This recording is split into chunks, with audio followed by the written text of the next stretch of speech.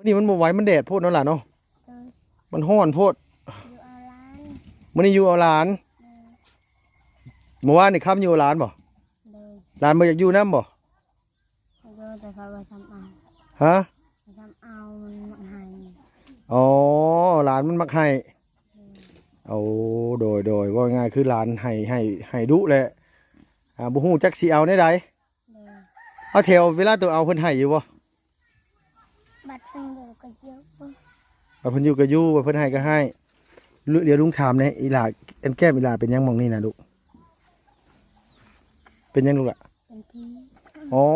เป็นฝีเจ็บบ่เป็นทีหัวเอ็นเอาใหญ่บ่นางตอนมันเป็นบ่ฮู้ยังน้อยบ่อ๋อน้องเพิ่นยังน้อยตะกี้น่ะเนาะเออ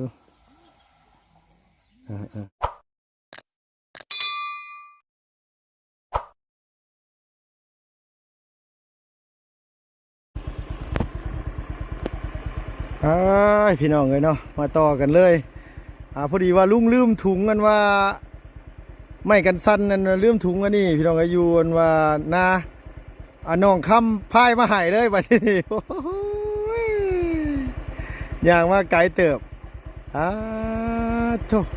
เอาละสบายดีลุงละเมื่อยบ่เอากินน้ำน้ำโอ้ยว่าเฉาถุงมาส่งลุงบ่น่ะชิบเมื่อหน้าอีกบ่ดีกว่าชิบเมื่อบ้านเลยเมื่อบ้านเลยบ่เมื่อบ้านเลยกับขึ้นรถเมื่อน้ำกันเดี๋ยวอันมากินน้ำกันลูกเอ้ยเมื่อยเลยพี่น้องเอ้ยนี่เวลากินน้ำยังเป๊ปซี่หรือน้ำแดงเนาะใจเด้อโดยตัวห่อนอยู่รอพี่น้องเอ้ยเราสิกินเป๊ปซี่เย็นๆก่อนโอเคเนาะเพิ่นคือสิเมื่อยครับเนาะยุกใส่เลยว่ะที่นี่เมื่อยป่ะครับเมื่อยบ่ไหวพี่น้องเอ้ยให้เช้าเมื่อยก่อน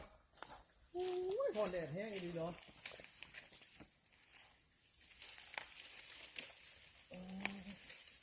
เมื่อยแห้ง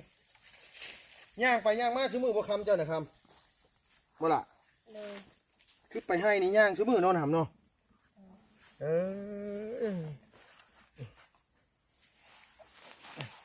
แซ่บอยู่บ่เคยกินข้าวนะแซ่บอยู่เนาะขออนุญาตกินเป๊ปซี่ก่อนพี่น้องเอ้ยเอาสบายดีเด้อพ่อแม่พี่น้องเนาะสวัสดีเพิ่นสุขุสุคนกำลังว่าสิขี่รถจักรไปเอากระเป๋า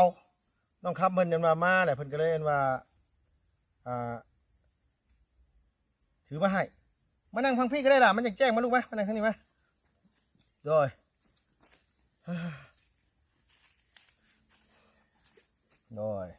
บ่คำลุงถามเจ้าอีหลีย่างซื้อมือบ่ล่ะย่างไปหน้านี่ได้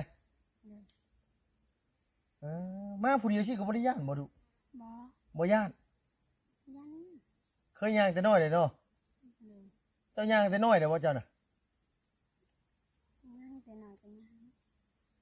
แต่หน่อยบ้านไปคนเดียวขน้อยตะกี้น่ะบ่หันไปปานใดโอ้ยขอโทษขอให้หลายพี่น้องเอ้ยจะเป็นแซ่บไหมฮ้อนๆมาพ่อเป๊ปซี่เย็นๆแซ่บเนาะครับเนาะว่าสิซื้อกันว่าเอ็มน้อยไปให้พ่อเจ้าฮะนี่จะถือว่าป้าไปเฮือนไปได้ตลาดเลยบืนยังไปให้เราบ่ได้นอนนาบ่เจ้าบ่ได้นอนนาก็พอเจ้าบ่ส่วนนายไปนอนนาพอละส่วนนายเนี่ยมีแต่เจ้าบ่นอนคือเชียร์เนี่ยให้เนี่ยตองก็เป็นบ่ได้เนาะเจ้าก็เนาะเฮ็ดได้เนาะครับเนาะเป็นเชียร์บ่ได้มันได้อ๋อคือแบบว่าเฮ็ดเป็นแต่ว่าเสียบ่ได้คือมันร้อนแดดมันเมื่อยมันบ่ไหวเนาะร้อนแดดหลายแห้งทีเดียวเด้อพี่น้องเอ้ยขี่ง้ออยู่ลุงก็ได้ว่าสิขี่รถไปเพื่อกะฮอดไกลเติบได้ว่ะก็เลยอันว่าขี่มาเอาอย่างมันอันนี้คุณโอ้ยมาแต่ไสแม่เอ้ยโอ้สอนหัวถ้าไปหาในหัวบ่ล่ะไปสอนหัวคนบ้าอันนี้เราบ้าบ่เราบ่เต็มเนาะใจบ่เต็มโดย แบบเต็มแน่บ่เต็มแน่ เลย เวลาเราอยากให้เราก็ด่าหรือบ่ เวลาเรามื้อแล้วก็ลูกอยู่ในเฮือนก็ให้หาลูก เออเวลาเรามื้อนั่นบ่ลูกอยู่ในเฮือนติกันเองก็ให้หาลูก เลย ว่าลูกไปทางอื่น เลย ว่าบ่เห็นลูกสิบ่ เลย โดย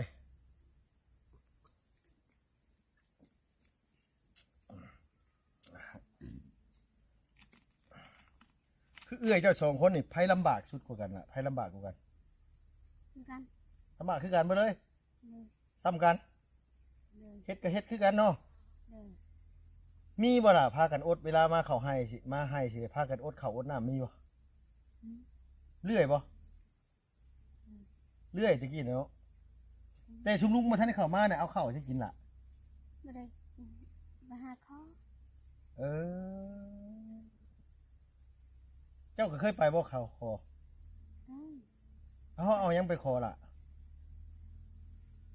เอามะแตงมะเขือ เอาหมักแตงหมักเขือ เลย เอาหมักเขือหมักแตงไปขอเขาน้ำเพิ่น เลย เพิ่นให้ลายอยู่บ่ลูก ไม่ได้ลายแล้วเคือนึง ถ้วยหนึงมาได้เฮ็ดอะไรต้มเอาบ่กิน มา มาแล้วก็นึ่งเอา เลย เออคนอยู่หลายไปนั้นมันพอกินบ่ลูกอะ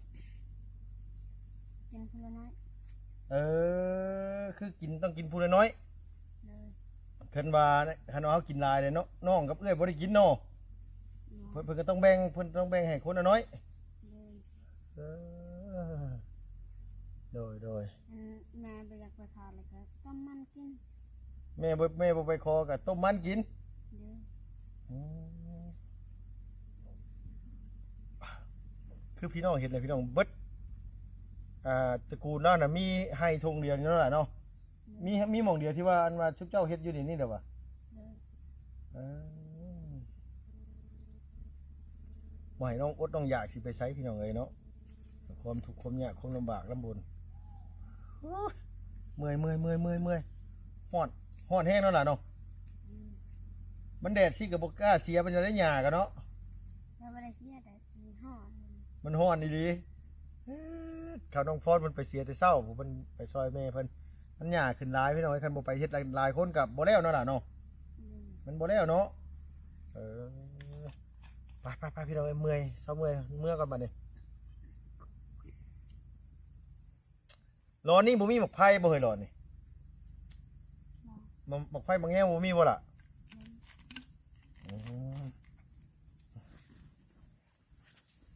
โอ้ยเมื่อให้สาวกินหลายนั่นกินน้องดำเฮาโอ้ยตีแต่บ่มีนั่นน่ะพี่น้องเอ้ยกินได้เบิดไปล่ะป้าขึ้นรถป่ะเมื่อพี่น้องเอ้ยโอ้โหขมังเลยพี่น้องเอ้ยขี่รถมาควายประตูแล้วตื่น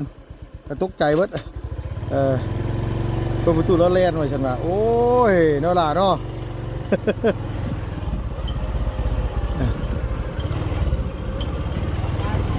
โดย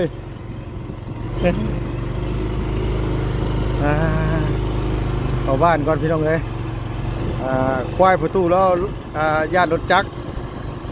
เกือบเป็นเลนต่ำประตูเมื่อกี้นี่โอ้ยตกใจเบิด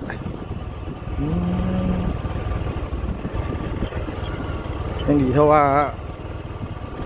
น้องคำเพิ่นพายมาให้พี่น้องเอ้ยเพิ่นนั้นว่ากำลังสิย่างเข้าบ้านออกมาหอดเครื่องทางพอดีเครื่องทางนี่เนาะครับน้องเมื่อกี้เนาะหอดเครื่องทางเลยน้องเพิ่นพ่อกันก็เลยถือเข้ามาเลยกำลังว่าสิเมื่อเฮ็ดไปซื้อขายอัน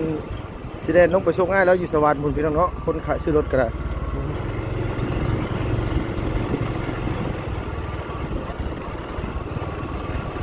ไปพี่น้องเอ้ยคอยขับลงแรงมันเป็นทีมงานมาเบิ่งหลังรู้ดิ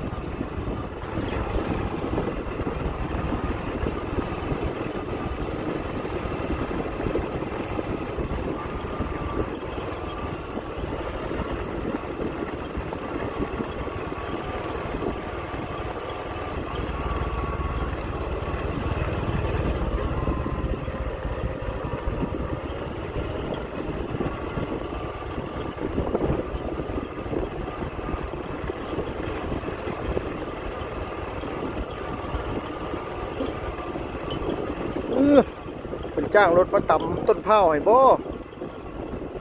โอ้เอาบ่รีบ่ยาวบ่จักพี่น้องเอ้ยน่ะมาปรับทีบ่จักอะน่ะจ้างรถอันว่าแท็กเตอร์ปรับทีปรับทางบ่จัก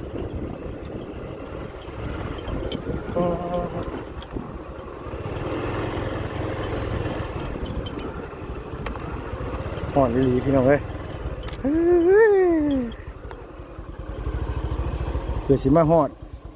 ไกลเติบได้พี่น้องนี่ก็ได้เอาไหม่ล่ะเอาไหม่ลูกเอาไปเลยอันว่าอันกะทิอันเอ็มร้อยนะเอาไว้ฝากพ่อเจ้าบุญอื่นนะลูกเด้อฮ้อนพี่น้องเอ้ยปาเท่าเอามีแต่ว่าตามนั่นแหละเล่นไปเอาอันนี้เพิ่น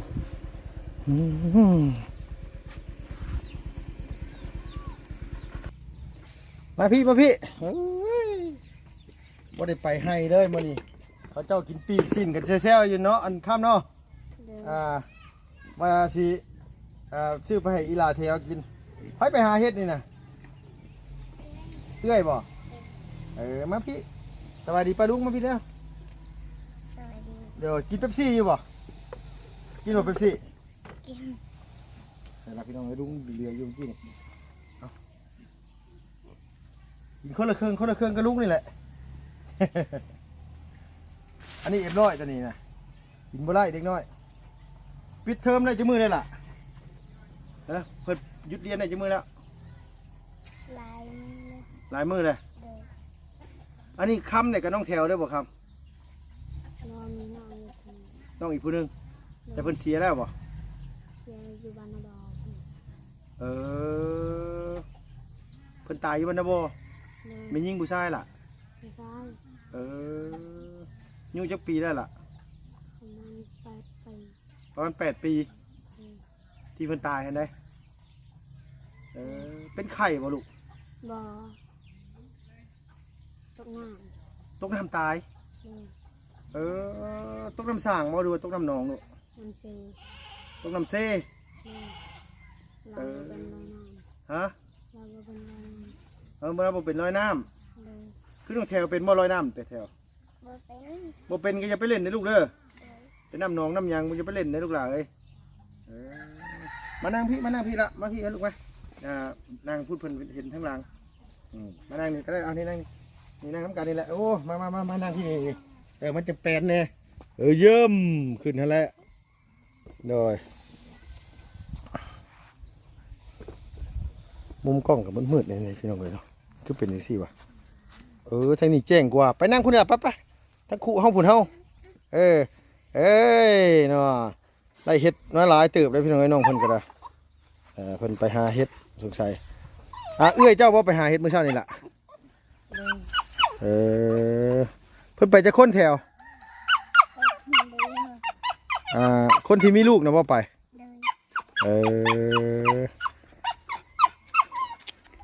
เวลาไปเล่นน้ำเล่นในกับเจ้าว่ายนะร้อยน้ำเป็นบ่เจ้าน่ะเจ้าน่ะเป็นอยู่เนาะแต่แถวร้อยบ่เป็นบ่เป็นก็อย่าไปเล่นน้ำเลยลูกเอ้ยเจ้าเสียอย่าให้เป็นอยู่บ่เจ้าเสียเป็นบ่เป็นคือกัน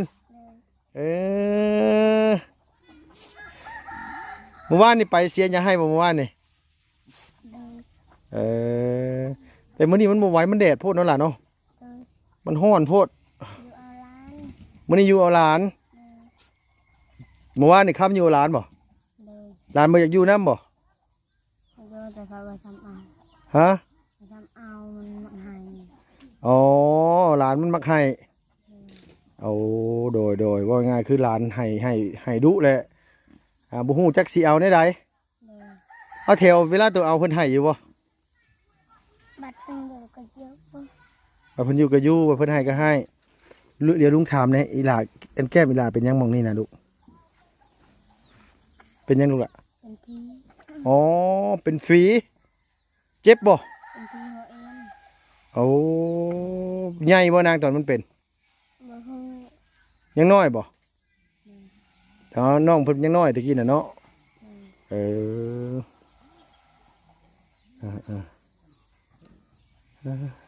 เอ้าลูกหันเนาะมีผัวเนาะ เลย แต่ดวนเอื้อยเจ้านี่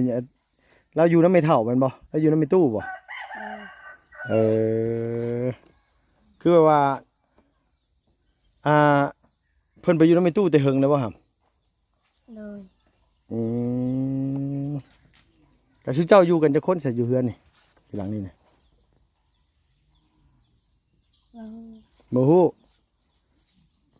อ้ายเจ้าบ่อันคนอันอยู่เถียงนาน่ะ เลย อ้ายติดเจ้าได้บ่ บ่ติดใครตาย ผู้ติดเจ้าอันคนที่เป็นอ้ายเจ้าก็ตายอีกบ่ เป็นเอื้อย เป็นเอื้อย เลย โอ้อันมีอันว่าอันคนสื่ออ้ายเจ้าคนสื่อดำฮะเนาะ เลย แล้วก็มีเอื้อยเจ้าอีก เลย แล้วจะมีเจ้า เลย แล้วก็มีน้องเจ้าอันที่ตายตกน้ำหัน เลย แล้วจะมาฮอดน้องแถวนี้ เลย อ้าโธ่จำแทบจะบ่ได้พุ่นแหละเดี๋ยวเนาะมันหลายคนโดยฮ้อนอีกดอกขึ้นตรงนี้เนาะ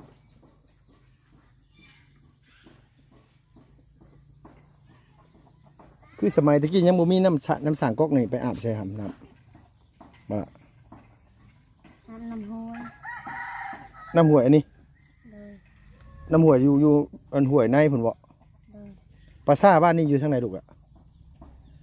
อยู่ทางห้วย ใครอยู่ใช่ไหมก็นึกว่าทางไปหน้าที่เจ้าพุ่นนะ อยู่ทางห้วยพี่เนาะ เลย อยู่ทางคุณ อ๋ออยู่ฝั่งนังพุ่นไปทางห้วยนี่ก็ขึ้นนากับพี่ผู้ชาย เออ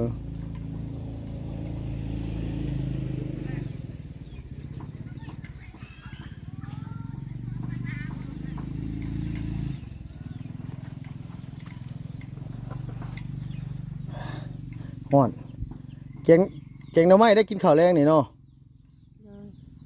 เลย ทางอันว่าน้องอันว่าพรคำสีเก่งหน่อไม้ใส่กระดูกหมูว่าซั่นว่าฮ้อนพี่น้องเอ้ยบ่ไหวแล้วโอเคซั่นลูกเมื่อเลยล่ะเด้อโดยเอาอยู่สบายดีเด้อลูกเด้อโดยเดี๋ยวอื่นสิมาเล่นน้ำไม้เดี๋ยวอื่นสิพาไปสวนเด้อเมื่อวานลุงไปคือบ่เห็นเจ้าเมื่อวานนี่นะ ไปเล่น ไปเล่นใช่เมื่อวานนี่ อยู่เทียงเมาอยู่เทียงกาทูน อยู่เถียงเขาเจ้าน่ะมันมีสัญญาณบ่ ไปเล่นน้ำเมาซื่อๆนะ สัญญาณโทรศัพท์มีบ่ล่ะอยู่พุ่นน่ะเบิ่ง TikTok ได้บ่ บ่มี บ่มีบ่ล่ะโดยโอเคสลุงเมื่อได้เลยล่ะเด้อโดยสบายดีโดยพาทั้งพุ่นไปปิดบวบมาแกงใส่หน่อไม้แหละพุ่นน่ะได้ยังเคยมานั่นน่ะเห็ดกระตินมีบ่เห็ดกระตินบ้านไหนก็หาเอิ้นเห็ดกระตินโอ้ยเห็ดกระตินไม่ซั่นว่าใส่โอ้เห็ดหูหนูเอาสบายดีต้องล่ะเลยเขาเอิ้นเห็ดหูหนูนั่นน่ะบ้านเขาเคยเห็นเห็ดกระตุนบ่เป็นเห็ดกระตินคือเจ้าว่าได้เห็ดกระตินนี่ใส่ว่าโอ้ยเนาะสิแกงอะบัง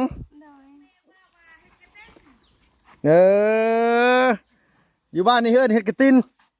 โดยโอ้ยพี่น้องเอ้ยเนาะหลายคนหลายเอิ้นไปหลายบ้านกับหลายฮู้จักหลายเมืองเอาพี่น้องเนาะสำหรับคลิปนี้ลุงก็อาจจะเดินทางเมื่อก่อนพี่น้องเอ้ยมันค่อยคำลงแรงหน่อยเนาะจะได้กลับขอบคุณขอบมุกขอบใจพี่น้องหลายๆเนาะอยู่ดีมีแห้งอย่าเจ็บอย่าจนลำรวยพี่น้องเอ้ยสุขภาพแข็งแรงเนาะอย่าเจ็บอย่าจนมีความสุขหลายๆพี่น้องเนาะไปแล้วพี่น้องบ๊ายบายสบายดีเด้อพี่น้องเด้อ